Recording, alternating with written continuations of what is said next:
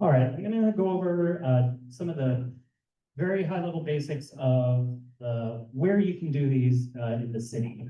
Sorry about that. So Mark Redd, Associate Planner with the Community Development Department for the City of Ellensburg. So we permit for the development of accessory dwelling units in all of our residential zones. Those are the RS, the suburban residential, RL, residential low, RM, residential medium, and residential high. We also allow them in 3 of our mixed use zones that allow for some residential and commercial uses. Those are the residential office or RO, the central commercial, CC, and the central commercial 2, CC2. They're allowed on any of those above zone lots that have a principal unit. Principal unit is defined pretty broadly. It includes lots with single family homes, duplexes, triplexes, townhouses, and other housing.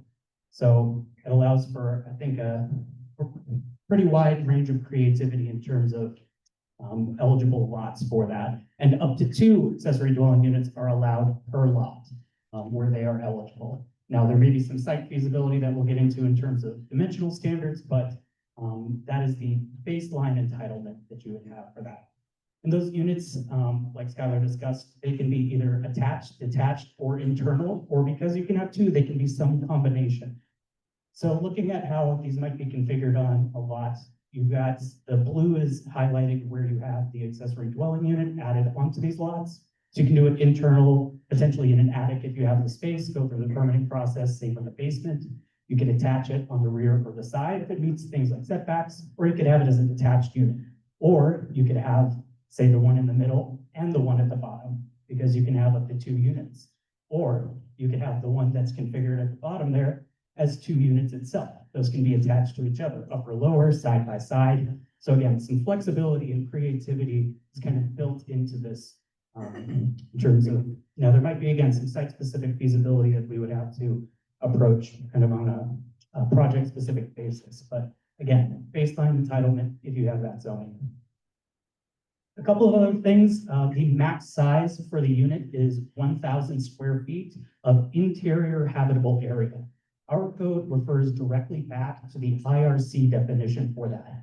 So if you're familiar with that code, that means it does not take into account spaces like hallways, bathrooms, closets, utility spaces, and anywhere where the full height is under 7 feet. So you discount all of that space in calculating the square footage up to 1,000 under our code.